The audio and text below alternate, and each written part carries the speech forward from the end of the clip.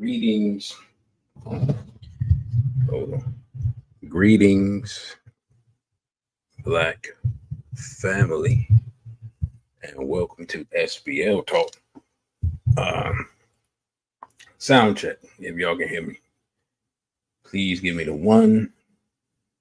I was trying to do a lot of things at once, and so I was not completely all right.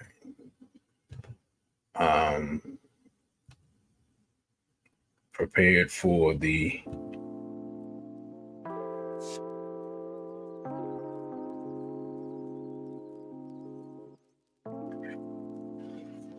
you know what? I was not completely prepared for this thing to start. So I'm not gonna be long tonight. Let me greet who I see. I said this is gonna be a short show. BB48, brother, you got ripped off. BB48, Sister Farnessa. BB48 to Sister Najee. BB48, Straight Black Brother, Brother Crow. That's everybody I see so far.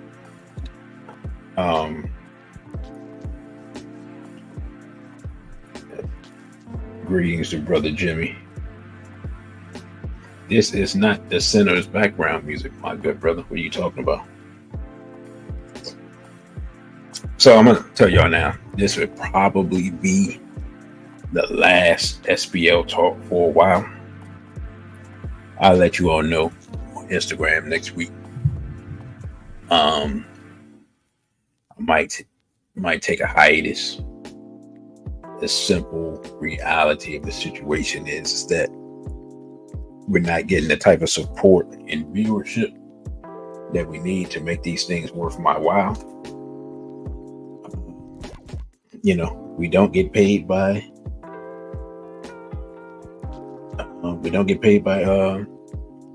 what is this, YouTube? Except through you all, through your support via the super chat. And I don't know if being completely honest, I don't know if my numbers are being held down artificially or what we're bringing to the table not appeal to a large enough subset of our people. I don't know. You know what I'm saying? I don't know what's going on. And because I don't know, that means I need to take some time to reevaluate the situation and maybe come with some new or different strategies. I very much am currently of the belief that, which has always been the case, but that the masses of our people are somewhere where I am not. They are also somewhere where I cannot go, and somewhere that I choose not to follow. So I always knew this would be for a limited audience. I just never expected it to be this limited, right? And being completely honest, I thought that once I got to a certain threshold as far as subscriber numbers and stuff, I thought that certain things would follow. They haven't. And so I don't, we'll see. We'll see where it goes. Sister Vanessa says they unsubscribe people on a lot of black related channels. I've heard people talk about that, like people who have black channels, but they talk about sports. And I've heard them say it, but they do talk about sports from a black perspective. So I have heard people say that. I'm talking about people with like tens of thousands, maybe, I don't know, maybe like 20,000 subscribers, You said, brother, how long have I been on YouTube? That's a good question. Brother, you got ripped off. You probably got a better memory of that than I do. Probably about 4 years, 3 or 4 years. But I put out as much. It's possible. It's possible that I've put out as much content this year as I have the whole other time. No, he asking how long have I been putting content? I haven't been putting content out on YouTube since 2017. But what was I going to say? It was sometime around the pandemic. Because I actually started doing radio for On the Wake Up Radio. That's actually how it started. And I think that was either 2018. That was probably like late 2018. And I think I started posting stuff on YouTube like either 2020 or 2021. So so that time frame. So it is what it is. Like I said, I just got to reevaluate some things, a lot of things. Sister Vanessa say, no, brother, I've been consistent this year. That's not it. It's black people hate themselves. That's what it is. And they hate being straight. Again, like the sister said, if I was cool and I have millions of views, I'm not here to entertain our people and make mockery of them and disrespect them.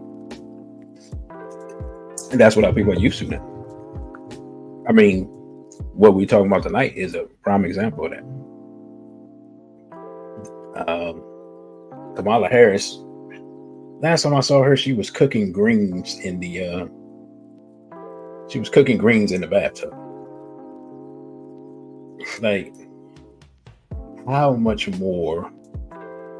That's the word I'm looking for. How much more stereotypical can it get than cooking greens in the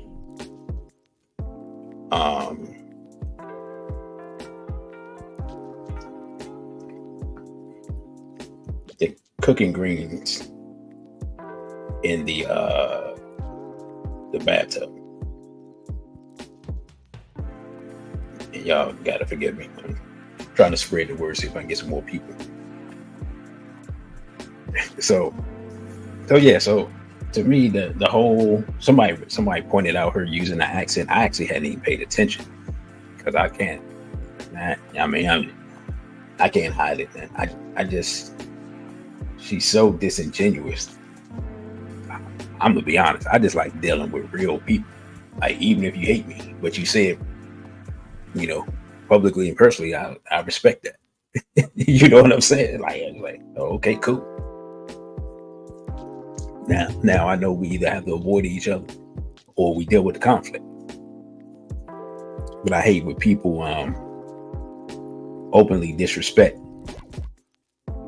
and try to play on, my intelligence as if they're not disrespecting me. And so you're doing a lot of that lately. It's weird. just this real, like she's almost doing this weird step and fetch it thing. I don't know, man. It's just weird. Because I guess I should pay attention enough to see if if she talks differently at her rallies and things like that. But I don't care enough to I ain't gonna lie, I don't care enough to pay attention. Even before they straight Black Friday, brother Desolate. So tonight's discussion, because I was thinking about this. I was thinking about this one day. I actually saw her talk, and I was like, you know what? She's sending a clear message to straight Black men, and I don't even know if she's doing it on purpose. So that's going to be the topic of tonight's discussion. Since Vanessa says she's able to get away with it because most of us don't know when we're being disrespected and mocked to our face. Yeah, I mean, it's hard to, once you take on the identity of the N-word, it's hard to understand when you're being disrespected. You know what I'm saying? Like, because Black disrespect and lack of Black racial esteem has become par for the course in our community. So when somebody preys upon that, we don't see it as a negative. We just see it as par for the course. So I'm trying to figure out what do I want to start with first. Actually, I want to start with this article because what I wanted to show was kind of like the dichotomy. And I was looking for statistical data to back up this point, and I didn't find it, which was interesting and frustrating at the same time.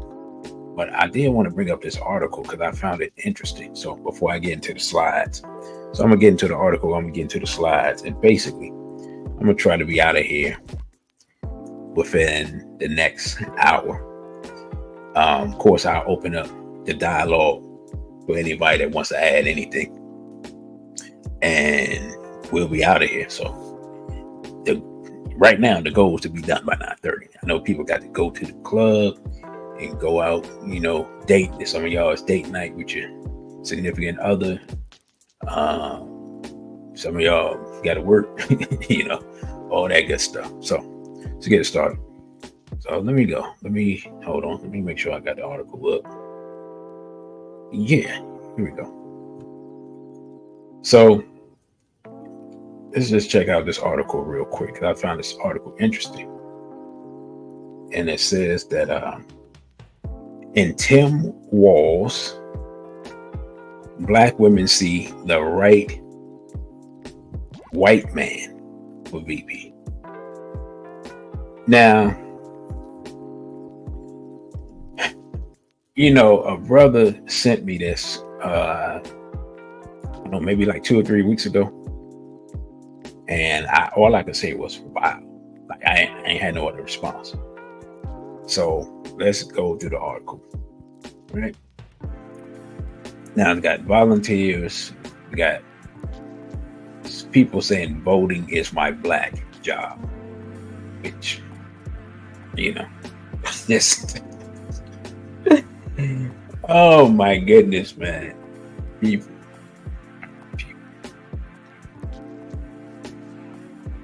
So who is this? It says Nicole Sharp, Kirsten Kirkland, and Bernadetta.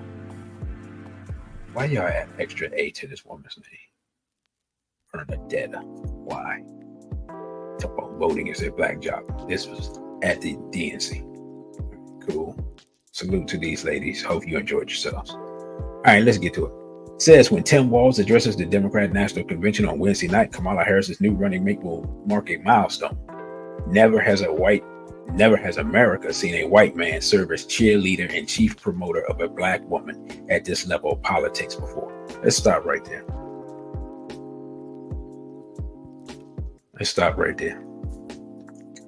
This to me lays out the tone of the article right there.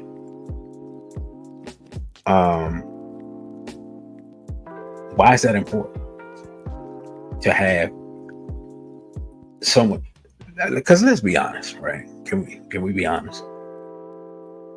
If you're being cheered on by your historical enemy, you definitely have to check to make sure you're doing the right thing.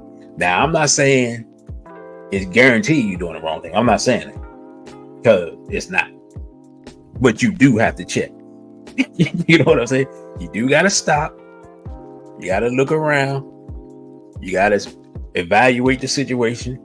You got to figure out what their interests are, and if their interests align with yours, because you could be going in the wrong direction. You know what I'm saying? It's a possibility.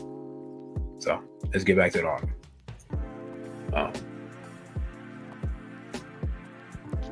Now it says, and as delegates gathered before his speech, one significant part of the Democratic Party's base, Black women, said it was about time. Okay, and this is where the quote comes from. He is the right white man for the job.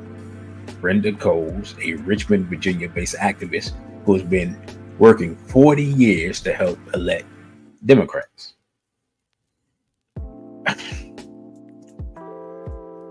Oh boy. B48, brother Tony. All right, this is gonna be. It's obvious I'm going to be struggling mightily with this article. It says Coles donning a "Win with Black Women" pin on the collar of her shirt says she appreciates that Walz, the Minnesota governor, does not appear intimidated by being a subordinate to a Black woman with the caliber of Harris. I am such a proud Black woman to support our great Kamala Harris, Cole said Wednesday just outside a conference room where the Virginia delegation held its daily breakfast meeting, adding that she's now claiming Walz as her own vice president too.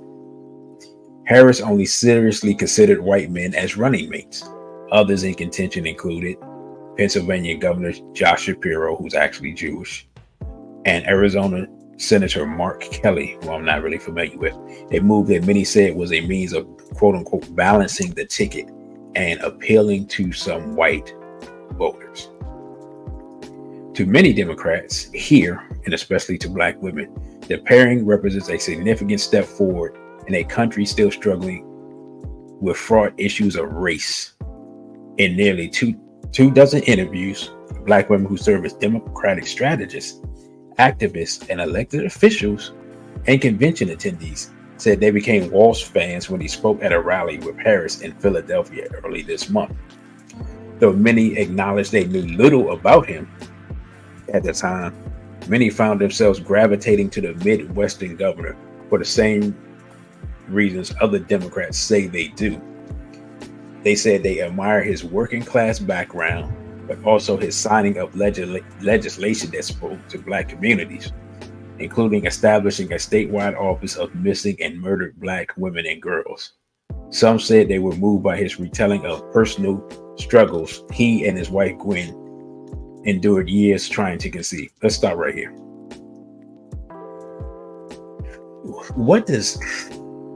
Okay. The legislation for an office to find missing and murdered Black women. Okay, that makes sense. I give you that. But what does him talking about his struggling to conceive have to do with anything? I'm going to tell you why the man struggles to conceive. Do I have to tell you why the man struggles to conceive? It's because his wife is a beard. That's why the man's struggling to conceive. Okay? You know, that's all I'm going to say. You know what I'm saying? I'm not gonna slander the man without documentation, but I can just tell you what I see, right? Yeah, what I see is a non-Jewish Vladimir Zelensky, if you know what I'm saying. For those who know, you know. But why would Black women be moved by a European male struggling to reproduce? Like that doesn't make any sense to me at all. Like, I don't, you know, any sisters in the chat want to help me out with that, please, you know, let me know, because to me that I don't get it at all. Where we at? Let's see. But they were also moved by what his selection said. Progress on matters of race. It's a natural fit and a natural partnership for a man who has dedicated his life to serving others. Representative Jennifer McClellan, a Democrat and a Harris surrogate, who was sworn in as the first Black woman elected to Congress from Virginia last year. She said, okay, that jumped. Let's try this again. She said this role is the next logical step in Walz's career. Based on what? A 21-year-old delegate from Tennessee, Dottie Ferreira. Dottie Ferreira is Black? Okay, you say so. Got to hear Walz speak when he headlined the Black Caucus meeting at the DNC on Monday. She said he had the crowd going, especially Black women. It was a moment, she said, made clear to her that Walz was capable of seeing beyond race. Racism plays an important part in the United States, Ferreira said, but seeing a white man supporting a Black woman became one of the most important people in the world. That's very amazing. All right, let me stop right here. Sis Farnessa says he's championed gender reassignment surgeries and other degeneracy, including our children. Right. So Black women see the approval of Urugu in Tim Walz's support of Kamala. That's my analysis of this article thus far. So, I mean, y'all, again, anyone stop me when I'm lying. Is that what y'all get from the article? Because that's what I'm getting from the article thus far. And I read the article once. Y'all know I normally don't read the article, but I read the article once, like when a brother sent it to me. Somehow it's worse now than what it was then, which I don't understand. But anyway, in some ways, Walz is serving a role not so different than Biden did back when he was Barack Obama's running mate, which means if that's the case, then Tim Walz is her handler. But she already has her handler. Her husband's her handler. But anyway, I digress. And that Senator Tim Kaine did for Hillary Clinton. They were both playing second to a historic first candidacy. Democratic women here say they see Walz's role in part to smooth over the nerves of voters who may have reservations about a woman of color behind America's wheel without overshadowing the top of the ticket. Melinda Perez. Wait, are these people? Why do we have all these Hispanic names and all this stuff? Are these actual Black women? I wish they had pictures too. Anyway, a lawyer in New York is attending her second convention and her first since 2004 in Boston. Shout out to Boston. When the nation first got a glimpse of Obama years before he became the nation's first mulatto president. Got to correct them. Standing in the foyer of the Grand Regency Hotel, she said she does not see race as a prominent theme in this election, even though Harris is the first. You can't be first Black and it's either or. So the first South Asian woman to lead a major party ticket. But in Walz and his partnership with Harris, she saw a reflection of her own experience working in white collar America. A lot of corporate women feel like there's no stronger duo than having a white guy. Wow. All right, let me read this again. A lot of corporate women feel like there's no stronger duo than having a white guy backing. I'm assuming it said backing them, because they're just in a different position in society, and it feels almost like they don't see you as a threat. They see you as an ally, as an equal. Let's stop right here. Black women, no man sees a woman as a threat. I'm going to be completely honest. Unless you're armed. And most men, even if you're armed, they look at you like, I can disarm this woman and do whatever I like. Like y'all women really don't understand how men think. And European males in particular. Like the European male never saw the black woman as a threat, other than to produce the next Messiah. That's the threat they saw. But you're no threat because you are a voluntary slave.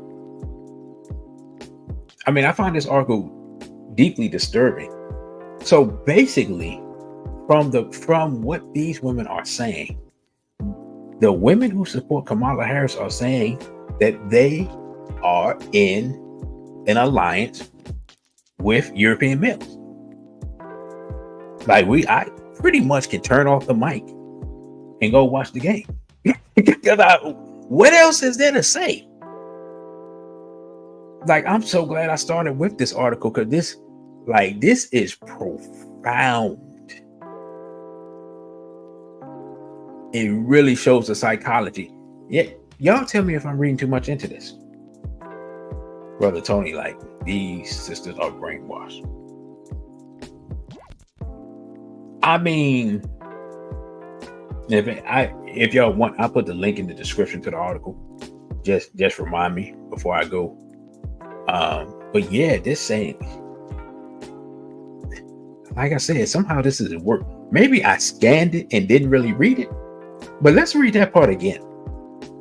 A lot of corporate black women, because I'm assuming she's black, feel like there's no stronger duo than having themselves matched with a white man or being backed by a white man, because they're just in a different position in society. So basically what she's saying is, white people, I'm aligning myself with the people that I see in power, which is the white man. And it feels almost like they don't see you as a threat, which I addressed. They see you as an ally, as an equal. No. The European male does not see you as an equal. He sees you as prey and a tool to destroy your community. These people still believe in domination and destruction. This is insanity. And this is one of the reasons why I always try to tell my brother, man, those corporate women, the boss chicks, those are not wives, man.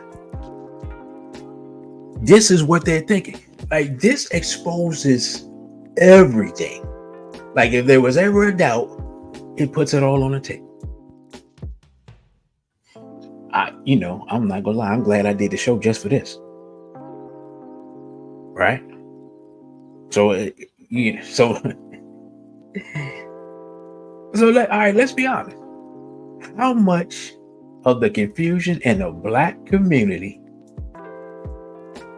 is coming strictly because some sisters can't get what they really want, which is Mr. Charlie, as they used to say back in the day. Right? So one thing, this is, I mean, goodness. One thing I have to accept now is that the racial treason in our community has, the women are doing their best to catch up with and surpass the men at this rate. Because, of course, I mean, we had racial treason amongst the men for I don't know how long. So I'm not going to sit up here and act like that's not happening or it's something new. Because it's that. I ain't going to sit around and tell those type of lies. But this here is something. Wow. Brother Dessalene say they checked the temp and see that the contempt for black men is at an all-time high. Now it's time to codify the swirling as the next step in our demise. Well, I'm gonna tell you like this, bro. A lot of people are gonna be in for a rude awakening, because if Miss Harris wins, the white lash that's coming is gonna be something serious. What I see, the type of destruction I see of the black community, is going to look like we're going to think it's 1924 instead of 2024. I'm talking about red summer level. But yeah, let's get back to the article. It says, let's see. What else we got here?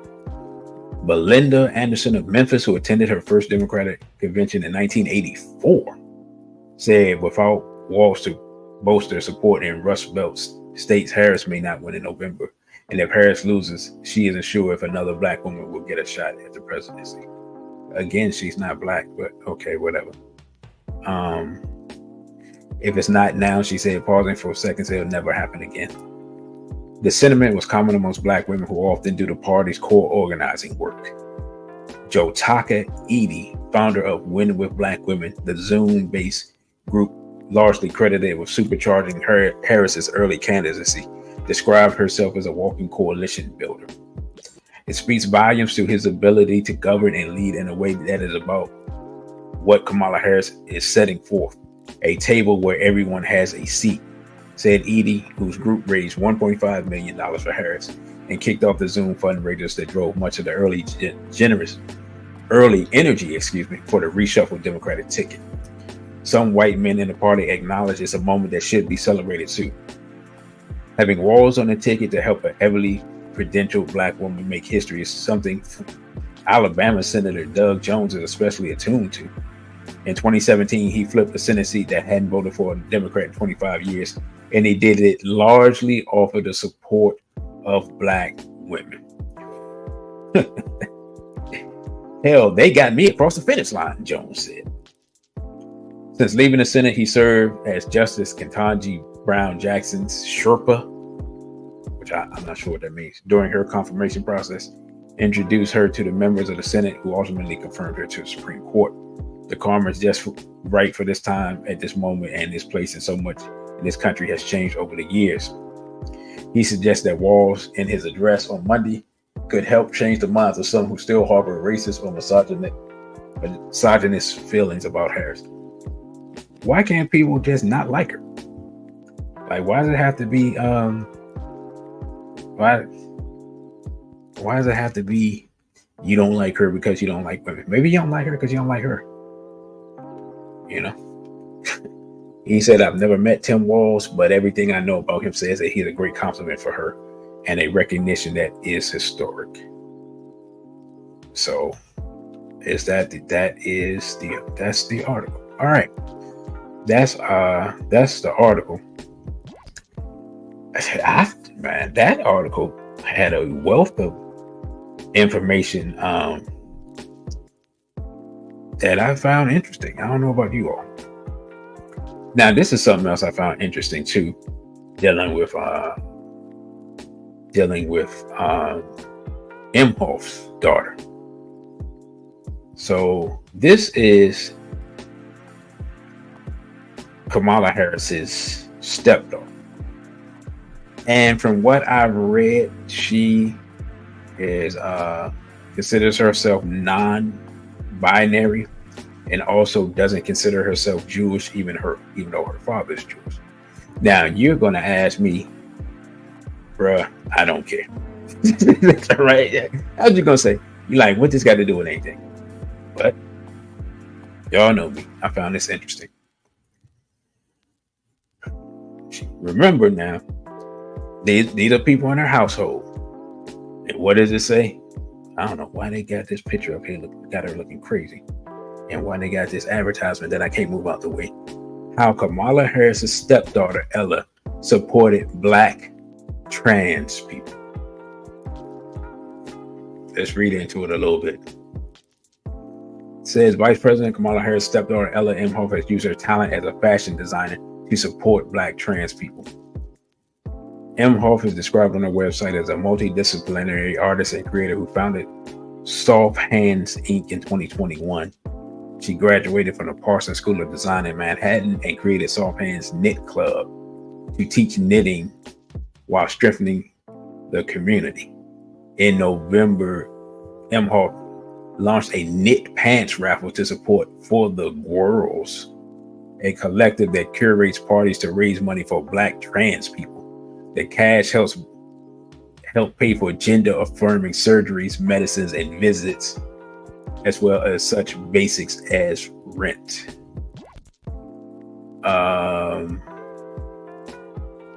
Is that it? Let's see. Let's see, is there more in the article? So that's it. You're like, all right, DC, why did you bring that up? I just wanted to show that as we get to the actual discussion, I just wanted to show what's going on in the household and what she's supporting. Now, mind you, while the daughter is paying for black men to remove remove their manhood permanently, Tim Walz is also an advocate of that, right? So Tim Walz is an advocate for transgenderism. Kamala Harris's household is advocating for transgenderism. So what do we think is going to be the policy of Kamala Harris? But that, right? So I started backwards. My humble apologies. I didn't actually start the show how I'm supposed to start the show, and we're 40 minutes in. But anyway, so what is Kamala Harris's support? I mean, what does black women's support for Kamala Harris tell straight black men? Well, reading that article, we kind of already covered everything, but we're going to do the slides because I wrote them, so we're going to do them. First of all, I should have started off here, but I didn't, but we're going to go here anyway. And let's do that. And let's do that. It says, as we do the Straight Black Pride pledge, I pledge allegiance to my straight, black, and proud ancestors and to the culture and traditions which they founded.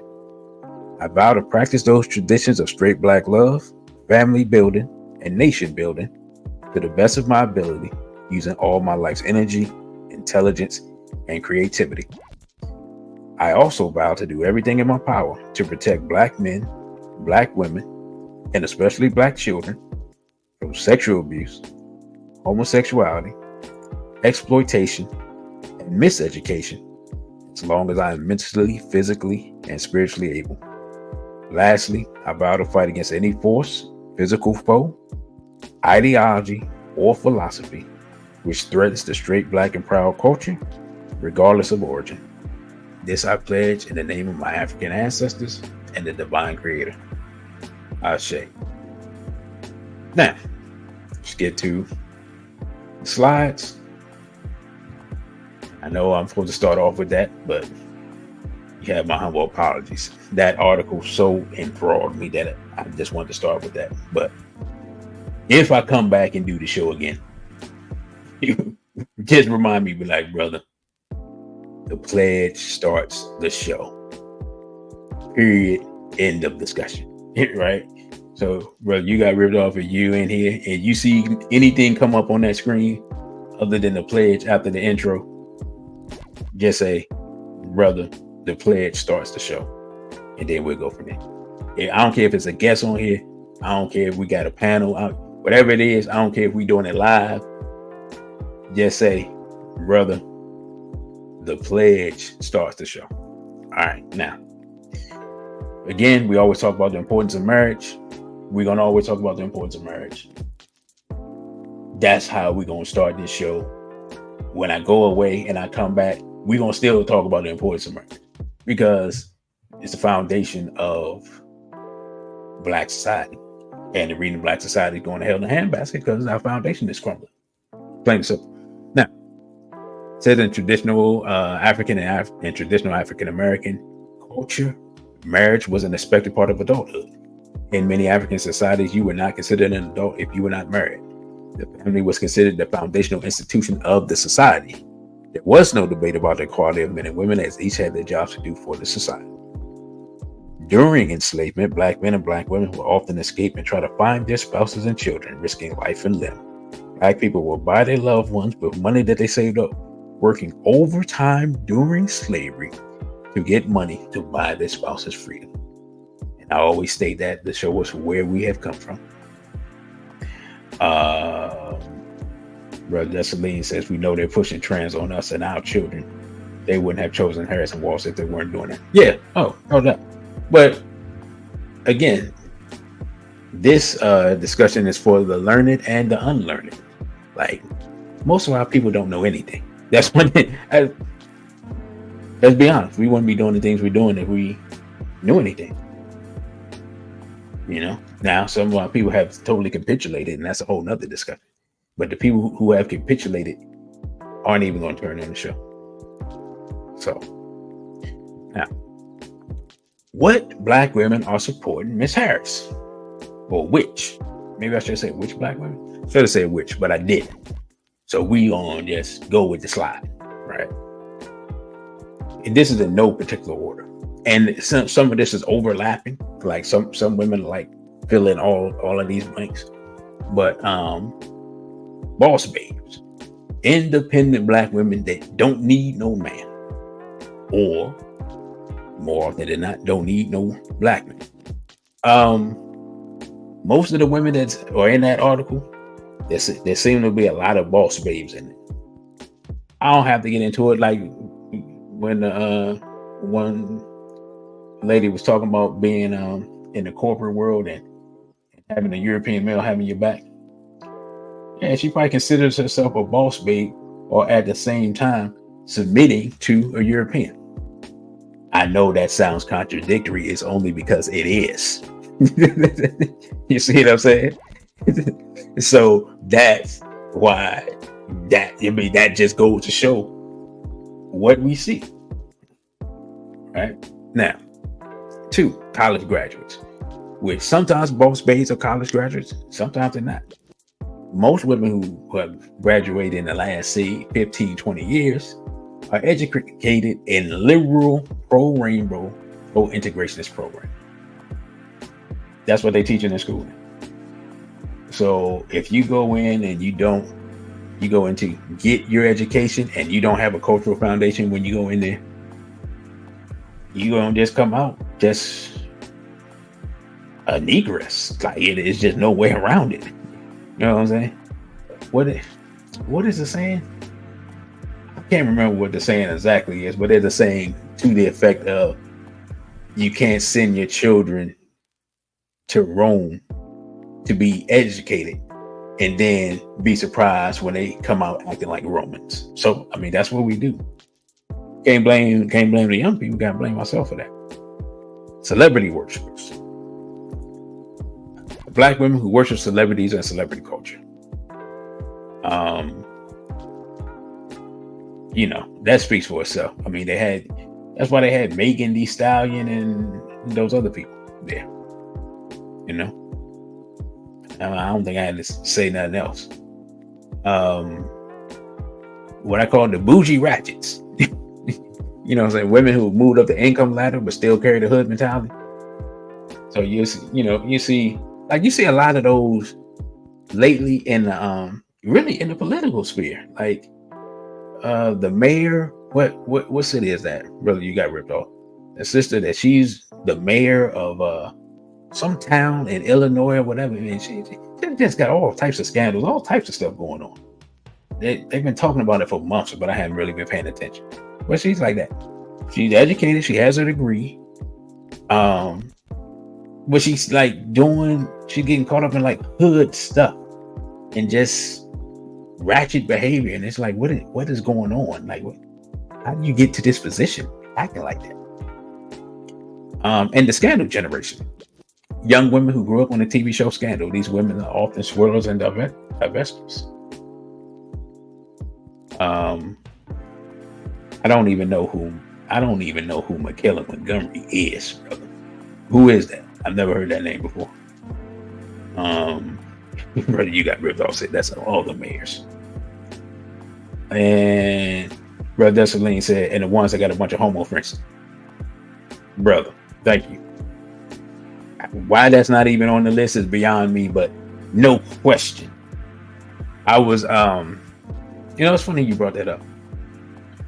I was looking at, somebody sent me a post on Instagram, and as I make a slight divergence based upon what the brother just said, the woman was saying, should she basically was saying, trying to choose between her boyfriend and her male homosexual friend. And she was just saying, she was saying that the homosexual friend was saying slick stuff to her boyfriend. Like, talking about she gonna recruit him for the other team and all types of wild stuff.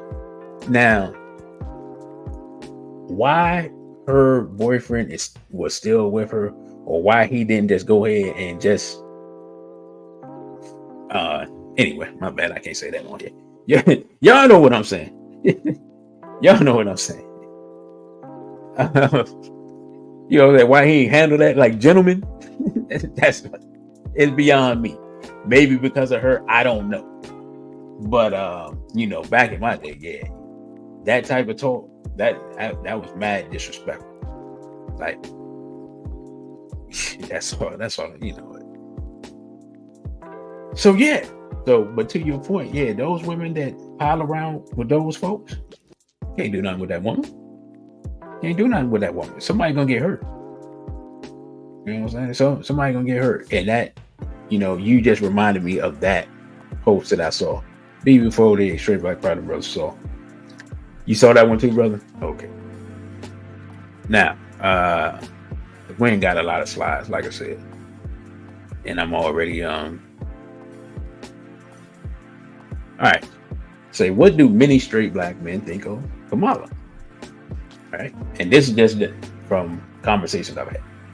So, and your brothers and y'all can add anything to it once I get through these real quick. It says, many black men don't fully trust Kamala Harris. Various reasons are given, but many point to her former job. I don't know where I was typing too fast. Anyway, her former job as a prosecutor. That's what I'm trying to say. I don't know what I typed, but yeah, I messed that up completely. Anyway, other reasons for the distrust: Kamala's relationship with Willie Brown, aka sleeping her way to the top, her pro-rainbow stance, her marriage to a white Jewish male. Some men even point to her strained relationship with her father and her ambiguous racial origins. I'm sure you all have heard all of these things being discussed, and many straight black men being verbally assaulted and called all types of names for bringing up these various points at various times. To be honest, even Trump brought up, like, are y'all? Trump basically said something to the effect of, "Are y'all sure she black?" Everybody jumped on him, but I mean, are y'all sure she's black? But anyway, says many black men simply find her a disingenuous person. They simply do not trust her sister girl act. We talked about her in the Greens earlier. I don't trust her sister girl act. I wrote that for myself. And Kamala Harris has publicly stated that she's not going to do anything specifically for black people. But what's crazy is I trust that that's the most sincere statement she's ever made in her life, or at least in her public life. I don't doubt that she was sincere because she got upset and her mask slipped and she said what she really thought. Now, next is, what does support for Kamala mean? Yeah, she did say no. She ain't just say no. She's like, no. Yeah. Anyway. All right. Let's break it down. The black woman who supports Kamala is willing to overlook racial treason. I'm going to have a little of my drink right now and just let that one sink in. You're with a black woman. This is your woman. You are fond of this woman, at minimum. She's a staunch Kamala Harris supporter. And she's going to talk about, black women, this and that, black girl magic, so forth, so on. And you disregard all of that. And then you look at a picture of Kamala and her quote unquote family. And you realize the first point. If a black woman supports Kamala, she supports racial treason because Kamala Harris is married to a probably Ashkenazi European male. Where I come from, that's racial treason. before they and greetings to Raw Ito Paito. Like there's just no way to go around that. That's completely against the straight black pride creed. Number one, of course, according to the straight black pride creed, she's not black. But if she was black, it would be racial treason. So if your woman is supporting that, she's supporting racial treason, which means that she probably harbors some ideas about being with Mr. Charlie herself, and you just don't know it. But let's get back to the slides. And these are in no particular order, as they are not numbered. The black woman who supports her may have a secret desires to be with a European male and sees Kamala as aspirational. Look, what you want me to say? Anybody, y'all stop me when I'm lying, and I'll stop the show and I'll hit the outro. If you see a black woman supporting a black woman that's married to a non-black man, that is her aspiration to quote unquote achieve that life that the sister had. Brother Crow, I see your $5 super chat. Says Kamala also is ducking and hiding from interviews, and even interviews that are safe for her. Yeah, yes. So much so that even it's weird that I've seen some Democrat-leaning people say that. That's when you know it's crazy, because when your own people say it. I gotta take my banner off so I can see this one. Hold on. Okay. Where were we? Oh yeah. The black woman who supports Kamala ain't even most likely. Definitely pro-rainbow, because that's a key part of Democratic policy. All right, so now if you don't have a problem with your woman being pro-rainbow, that's cool. But if you do, yeah, you're gonna have some discord in your house. Brother Jimmy, it's funny you say that, because being completely honest, like, and I don't even know if you know this, but there was a Barack Obama picked before Barack Obama. His name was Harold Ford Jr. from Tennessee. And Harold Ford Jr. was floated as a possible nominee for the Democratic Party in 2000. I think they talked about it in 2004, but for the 2008 election. And Harold Ford Jr. came to a Democratic Party, some type of event. I can't remember what it was. And he came with a European female, like very European, like platinum blonde shit. Like what you would think of if a dude who has money, like not the dudes now, but a dude who had money back in the day, what they would pick, the type of European female they would pick. He walked in with that. I ain't seen Harold Ford since. You know what I'm saying? I don't know if that man's still alive. So the Democratic Party didn't think that a person, in this case a light-skinned black dude who was actually American, could win with a non-black woman. So you wouldn't even have got, Obama wouldn't exist. He wouldn't even been nominated. And I know that because the pre-Obama got dismissed because he had a European female. So, because again, as we see, the Democratic Party sees black women very much as a key part of their base. So that wasn't gonna fly. Now, and I swear, I wish I could find that article, because now when I talk about that, everybody acts like they didn't see it, never heard it. Let's see. It says the black woman that supports Kamala Harris is very likely to be feminist, and strong feminist. I don't even think we even gotta even go into that. Like, that just speaks for itself. Goes to the boss babe thing. Nothing more feminist than the boss babe. and thinking you're in charge and trying to be equal to the European while clearly stating that you need the European support to achieve anything. That's just how you don't see the contradictions there is beyond me. And behind the banner, we have the black woman that supports Kamala Harris may have a deep-seated disdain for black male leadership. One thing we got to understand is that she has a strained relationship with her father, and we don't know why. We don't know whose fault it is. We don't know what her mother taught her, what her mother said, but she didn't grow up with her father. And I'm just being completely honest. We love to gloss over the psychological wound that is created when a woman does not grow up with their father. But it is created, and it will manifest in different ways. One of them being having relationships with older men like Willie Brown. You know what I'm saying? And other even more lascivious activities. I'm just saying. Now, what can straight black men expect from a Harris-Walz administration?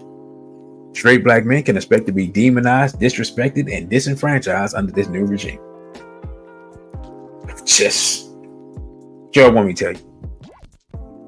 In the words of Allen Iverson, you want me to lie to you, make it sound fly to you? There's nothing good that's going to happen for the straight black man under this regime at all. And no, Roland Martin's not straight, as we see from this computer screen. I'm just saying. And them other dudes that be crying, you can't prove to me that they straight. The other Democratic shields. It's so bad that Nina Turner said that she said the Democratic Party emasculates black men. Like, nah, you emasculated when you decide to join. Emasculated yourself. I started to say something, but I ain't gonna say that. Let me get back to the screen. In fact, we're at the 1 hour mark. Real quick, let me state this real quick. You can follow me on Instagram at dc.radical1. You can follow me on Twitter at dcradical_one. If you enjoyed the discourse, which I'm sure a lot of people are not, because I am irritating them by talking about their favorite person, you can donate and contribute via Cashapp at $DCRadical1. And you can contact me by email. Oh, I forgot. You also can follow me on OTW2 at DCRadical1, where eventually the controversial clip that I had of Brother Genie, it will pop up there. And you can email me at dc.radical_1 at protonmail.com. I tried to post that earlier. I made some type of error, so that will go up there. And for those that don't know, I had streamed Brother Genie's address, his whirlwind address, and Instagram took it down in the middle of the stream, which hasn't happened when I've been on Instagram before, so that was new. So that just shows you how strong it is. So parts of that will be up on OTW2, and I'll let you all know. So you can find it there, because I know the owner, so I'm not worried about it being taken down. Now, let me get back to the slide. It says straight black men can expect even more discord between black men and black women, as even more black women embrace an even stronger form of feminism. So I can't see this thing turning out any other way. This is the part of this discussion where I hope to be wrong. You know, y'all don't know how many times I hope to be wrong, and usually I'm right. It's the times when I'm hoping I'm right that I'm usually wrong. It's just how my life working. It's working right now. Straight black men can expect more immigration and all the challenges that come with it that are coming into the black community. If you're in Colorado, you already know that I don't actually know the name of the Venezuela game, but they out here doing takeovers and going like Nino Brown, trying to make what was that, the Carter and that, knocking on people collecting their rent checks and everything. So we already see, because it's going on under Biden or whoever's in charge now, because who really thinks that Biden is in charge right now? So yeah, so I'm just be completely honest. These Hispanic dudes is going to be a problem in the black community. Now, the boys in Chicago basically saying, if you come here with that, you get laid down. And I would like to tell people that there's a way to avoid that, but I really have to talk to and seek counsel with some brothers to see, is there a way to avoid it? Because it's already started, right? Or I can't remember what movie that is or what song it is where the dude said, we can handle this like gentlemen, or B, I can't say the rest of it, but apparently that's how some of this is gonna have to go. Sister Najee says, if you think black women are loud and wrong now, wait till election night if she wins. Oh boy, who you telling? Who you telling? Oh man. Let's see. Straight black men must prepare for possible backlash from white America if Miss Harris wins. It is very likely that black people will be scapegoated in a closely contested and controversial election. All right, so let's do the analysis real quick. She wins. We got the Hispanics on one side who are trying to take over, and the Europeans who are going to blame us on the other side, and we're stuck in the middle arguing with our women while we're standing on the verge of being wiped out. Hey man, I would like to paint a prettier picture, but that's how I see it. I'm gonna discuss this with some other people, and hopefully I'm wrong and they can tell me, nah man, that's not what's gonna happen. What's gonna happen is, but that's how I see it right now. I don't see any upside. In fact, I see this being possibly the final nail in the black American coffin. I'm not trying to, hit anybody with fear tactics, but I don't see any other way this thing goes down. Y'all stop, y'all see something different, or you listen to this later and you see something different. Put it in comments. I'm willing to listen. This is the show where I'm willing to listen. I don't listen on the center. I do talk. This show, I do some listening. All right. Next slide. Okay. Oh no, that was it. All right. So yeah, the rules of the show: always be respectful to each other. Never use derogatory language towards black people. Our women are not B's and H's. I don't care if you feel like I just finished attacking and dogging out our women. They still not B's and H's. Such language is prohibited. Once is a mistake, twice is banishment. And of course, black people are not N-words. We don't use the word. We follow the Right Honorable Marcus Mosiah Garvey, where he says we deprecate the use of the N-word. And lastly, you can speak with passion and be respectful and seek understanding, speak truth, and avoid Zionist stereotypes about the complementary gender. And I have thus far, first one, I just didn't want to do that. I have thus far failed to, my computer is like playing games with me right now. I haven't hit the invite.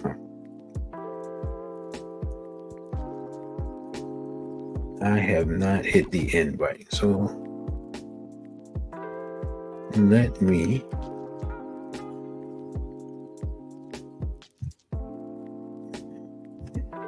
share the link, because I'm talking about this link. And I completely forgot. I didn't even think about putting this up on Instagram, but I forgot to put this up Instagram. So this Vanessa says I'm waiting for this debate between Aunt. You're not supposed to make me laugh. My voice is barely holding on, and you make me laugh. Between Aunt Jemima and Trump, I hope she put her foot so far down her own throat that she choked. When is that? Is that this week? Somebody help me out. Is that this week or next week? I'm gonna be honest. I'm gonna watch for the comedy. Like, I was on when Trump and what's name was on, and I went in there and he was looking all crazy, and I didn't know what was happening. So, yeah, that was shocking. The 10th. Okay, cool. Yeah, okay, that's Tuesday. Right. Yeah, so that was that was shocking. I went in. I went in the TV room and was like. Like, I didn't even have the sound on. I just turned on the TV and I saw how Biden was in there looking crazy, and I was like, oh yeah, this is over. So maybe I'll just do that. Maybe I'll just turn the TV on with no sound and just see if anybody's looking crazy. Either way, it's going to be entertaining. First of all, Trump is always not always, but most times he's funny. He just be out here saying some wild stuff. You just never know. And long as she don't start doing that ridiculous laughing. And I don't know if y'all saw, man, Vladimir Putin got jokes. He talking about he's supporting Harris, talking about her laugh and all this, man. Putin is funny, man. I didn't know I always see him, he always serious, and he was, I don't know why he was in such a good mood, or I don't know if he just find the U.S. election funny or what, but he was up there cracking jokes and everything. It was crazy. Brother Kamal says she's not going to win because she doesn't have 75% of the black vote. Well, one thing you got to remember, good brother, is this is America, where sometimes all the votes aren't counted, and other times some of the votes are counted more than once. You know what I'm saying? So I was just saying, the security of American elections, I called that into question in 2016, based upon some data and analysis that I had put forth, and knowing that a large part of not just, first of all, the cybersecurity infrastructure and our election infrastructure is in the hands of Israel. I mean, that tells you all you need to know. Like, when I saw that stuff, and maybe before I go on my hiatus or whatever I do, maybe I'll look up that information and put that out. And Sister Vanessa says, oh, her husband was on the board of the voting machine company. Sister, email me that article, please. Email me that article, please, or wherever you got that information. Yeah, that words of Biggie Smalls, I don't know what else to say. You expect the shenanigans, you just don't know what the root of them is. Then somebody tell you the root and you just laugh, because what else can you do? So yeah, again, if anybody wants to, anybody has anything to add to what could possibly be the last, let's try that again, messed that up completely. The link is in the chat. You said that came out when she and Biden won. Oh, okay. Said or no.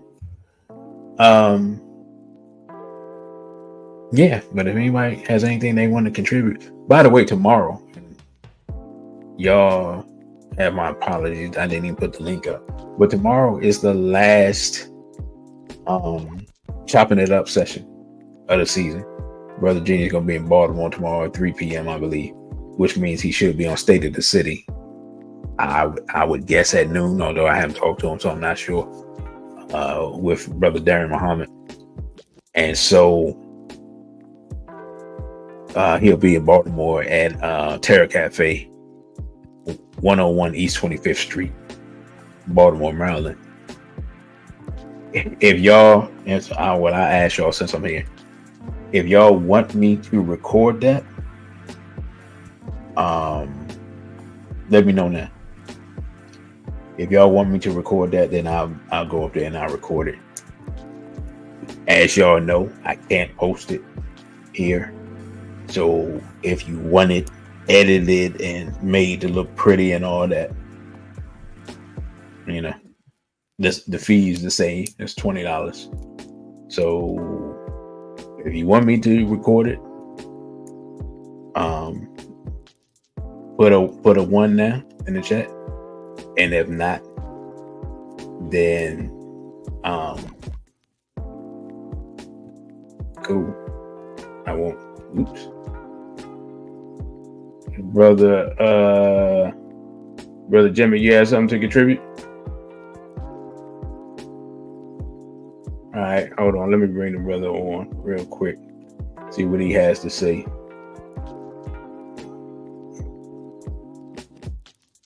Let's see. Yeah.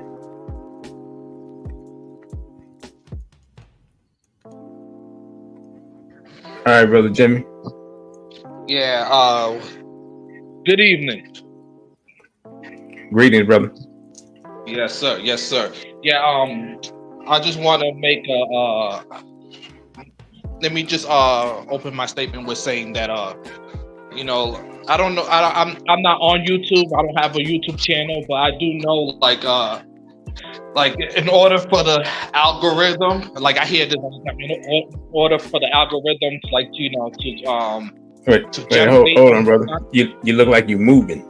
Can you get somewhere and get comfortable so we can? All right, cool. Because you got your picture jumping around. Okay. All right, go ahead now. Yeah, like I was saying, like I'm not on YouTube, but I hear it all the time from content creators that in order for the algorithm to like circulate and for your videos to reach a mass group of people, like it has to be, the videos have to be consistent. Like some people do it every day, some people do it like once a week. You know what I'm saying? So that's what I wanted to say about that. But as far as the today's subject, I personally don't think Kamala Harris is going to win. I mean, it was good. You had a good analysis of what could happen if she does win, but I personally don't think she's going to beat Trump. Okay. Yeah. What, based on?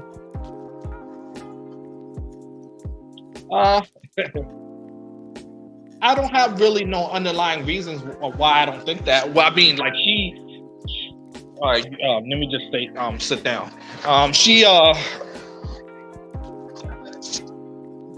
only had like 200 days, like she wasn't running at first, and then Joe Biden drops out the race, and then all of a sudden she's running for president. You know what I mean? She didn't even have enough time, to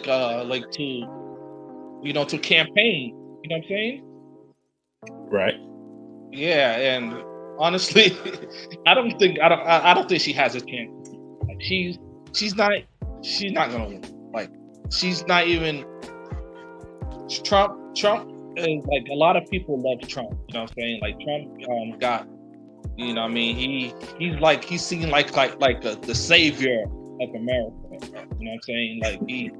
Like he has way too much support for him to lose. Okay. All right. Okay. I can understand your point. I'm just letting people know the various scenarios. And if we were in an America where I think that weird things hadn't happened in previous elections, I could see that. But considering the America that we're in, you know, we can't put it outside the realm of possibility. Plus, we have discussed. There's a possibility that Mr. Trump doesn't make it to the election. Yeah. Like I want him to, right? Oh, yeah. I don't want any shenanigans to take place, but we've already had one incident.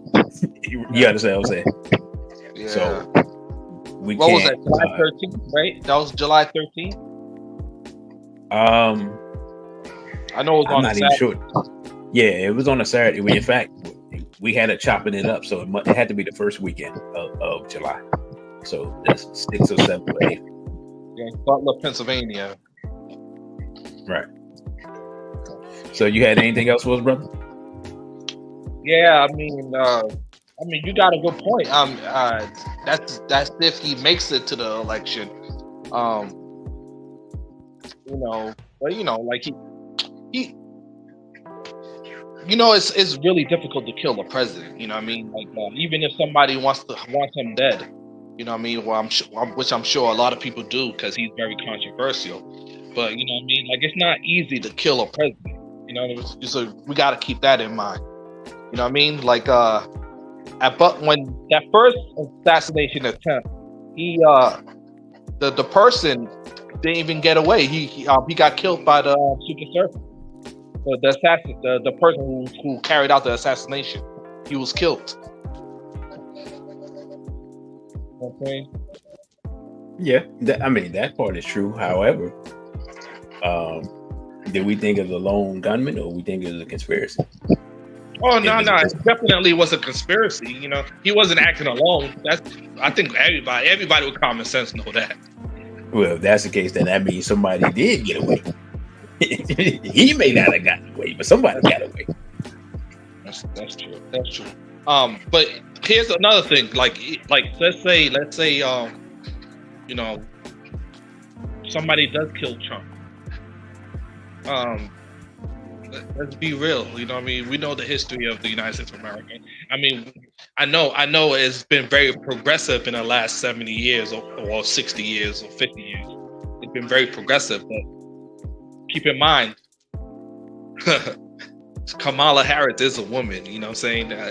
Do you think that America is ready to elect a woman into office?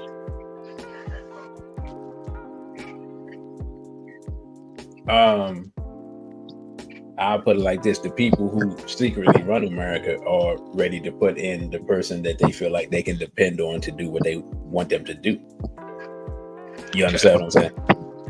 So it's not just a matter of, it's not just a matter of us voting or Americans as a whole voting and the votes being counted and things like that. We don't have direct democracy. We have quote unquote representative democracy. And within representative democracy is the ability to make whatever result you need, if you understand what I'm saying.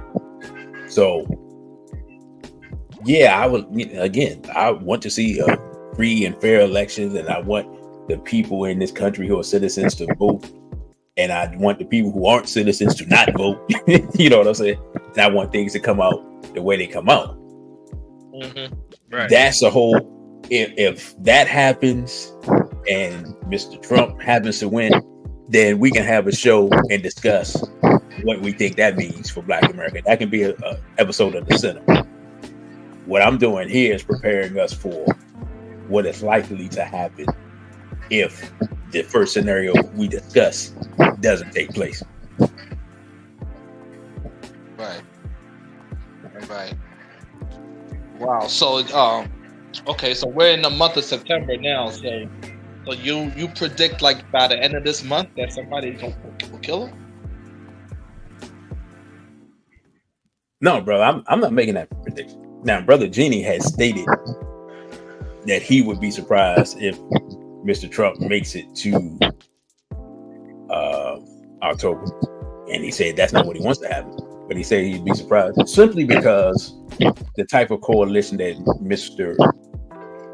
it's a lot of things, and really that's a whole nother show. But let's just say Mr. Trump can't be depended upon to do what certain people want him to do, because Mr. Trump don't know what he's gonna do from day to day. Like that, that's just his personality. You know what I'm saying? So if a person, if you can't depend on them to this, you never know what they're gonna do, then the person's hard to control. And we've seen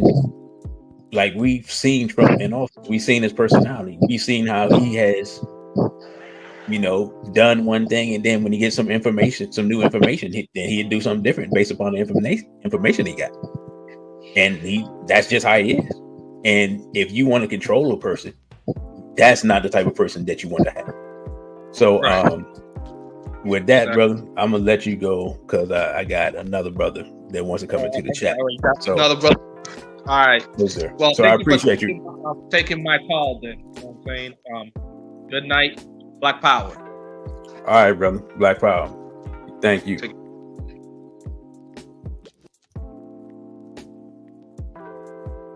All right.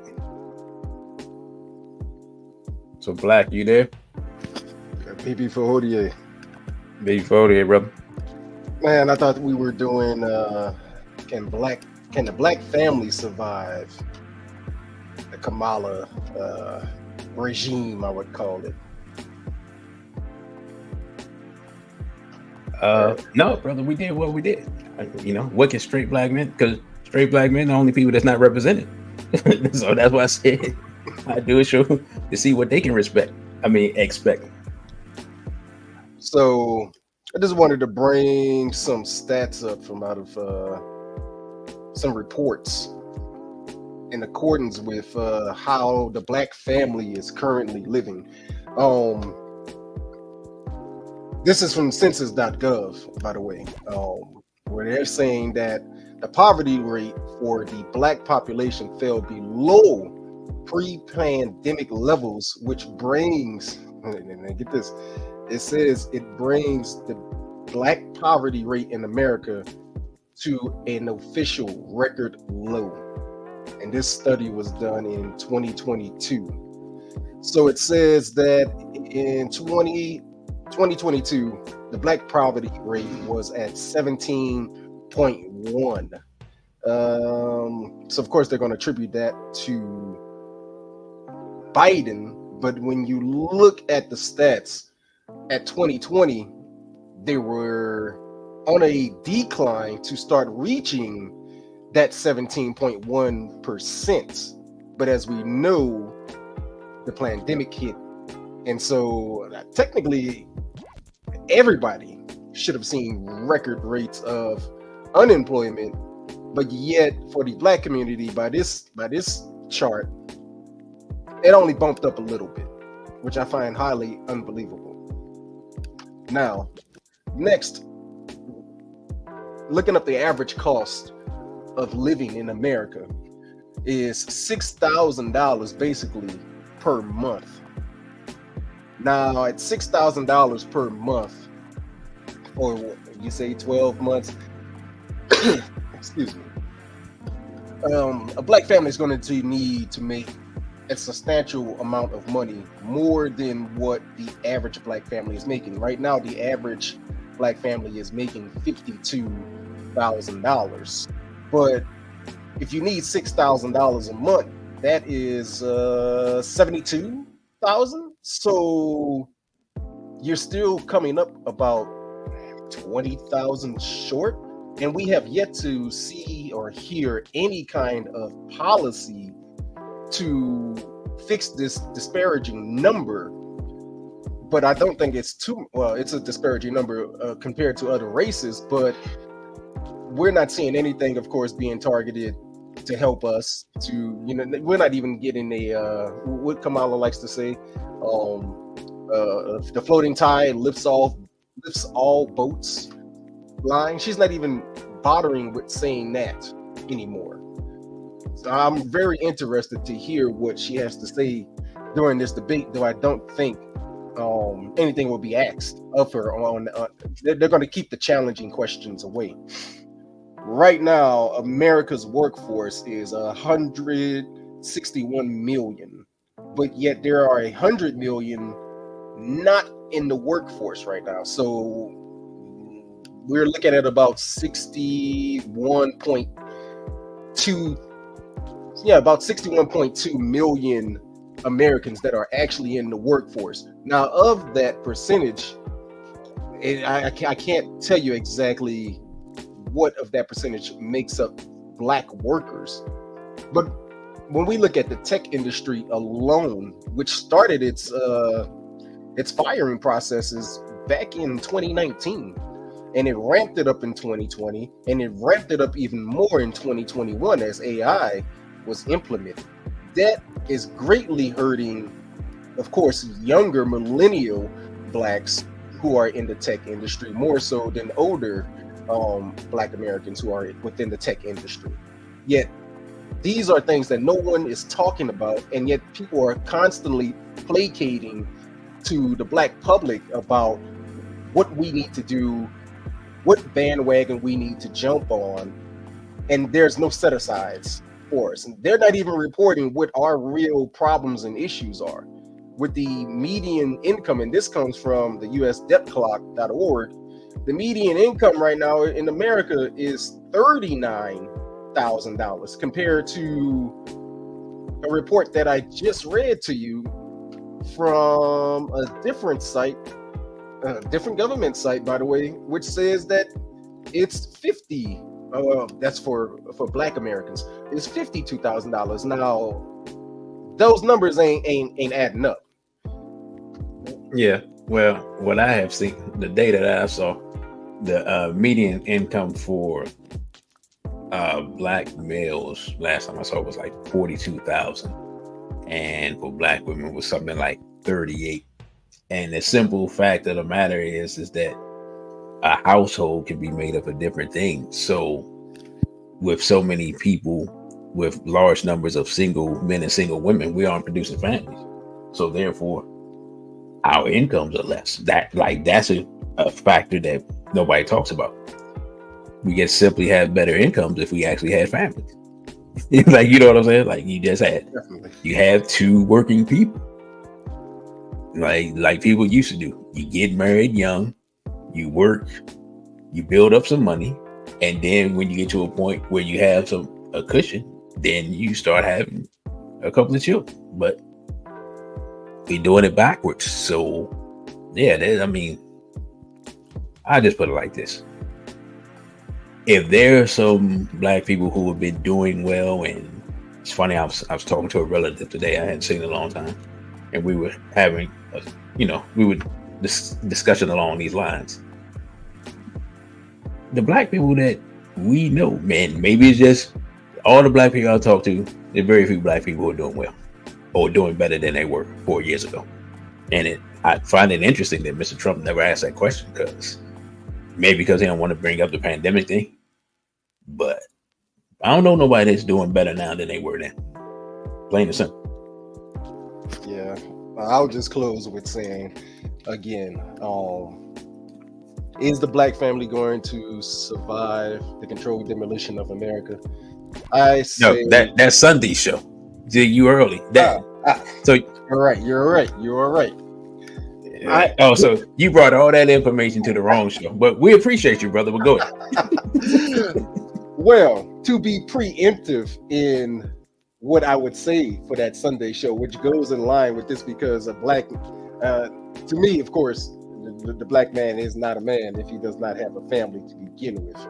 But even the Kamala, if they were Survivor Kamala, I would say that if you were able to do it with the previous presidents beforehand, then you'll be able to survive Kamala. If you didn't know what you were doing previously, and you just so happen to continue to stumble on to where you're at now, with Kamala in office, you might as well wrap it up, because you're done. Yeah. Well, yeah. Well, brother, we'll see you Sunday, and we'll talk Sunday. All I'll say is that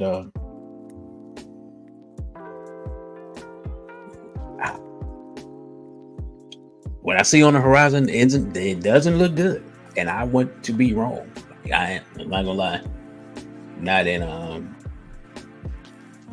we'll see. Like I said, we'll have that talk Sunday. So I appreciate you. If anybody else, let me send it out one more again. Any sisters want to come on and speak your piece before we close out? Because I wasn't expecting anybody to come on. I told you I'll be off by an hour and a half, and here we are past hour and a half. But y'all got to blame the guest and not myself.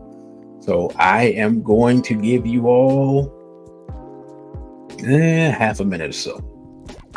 Again, don't forget tomorrow, I'm chopping it up with the Genie. Oh, wait a minute, hold up. So did anybody say that y'all wanted me to, did y'all vote? I didn't see any ones and zeros. So did y'all vote? Did y'all want that recorded or not? So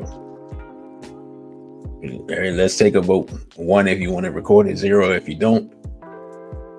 I'll give y'all a couple of minutes, but that's tomorrow at 3:00. And let me check and make sure it's actually at 3:00 and that I'm not making up stories.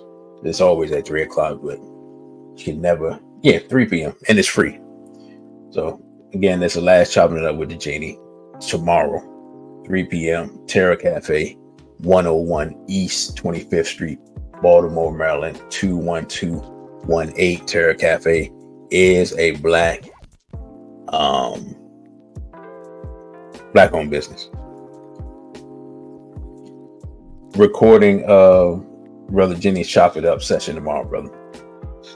I announced that at the beginning of the show. I'm not sure if you were in. So I'm just asking, do y'all want it recorded? Because let me say this, I forgot.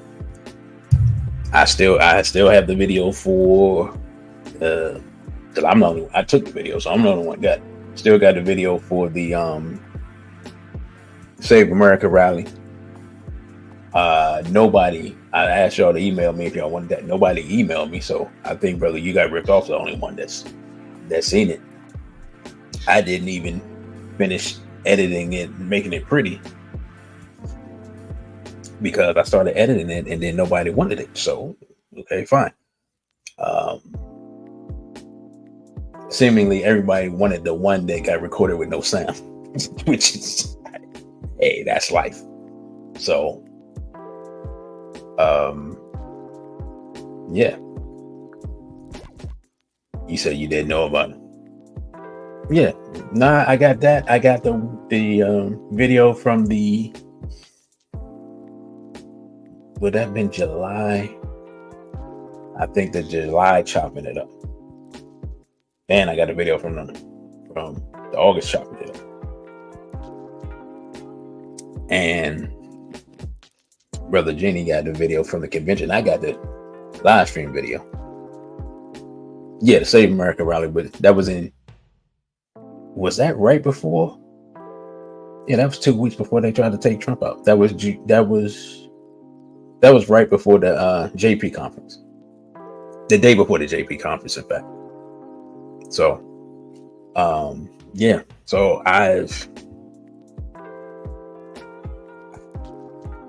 I'll put a listing. I guess I'll put a listing on the shows. I gotta figure out how I'll let y'all know that those are available. Maybe people didn't listen to the show and didn't know, but I think I said that if enough people say they wanted them, then I'll put in the work to make them, to spruce them up and make them clear and concise and add some other things to them. But enough people weren't interested, so I didn't put in the time, because it is work. It takes work to do that. So, handful of brothers said yes. So yeah, well, all right.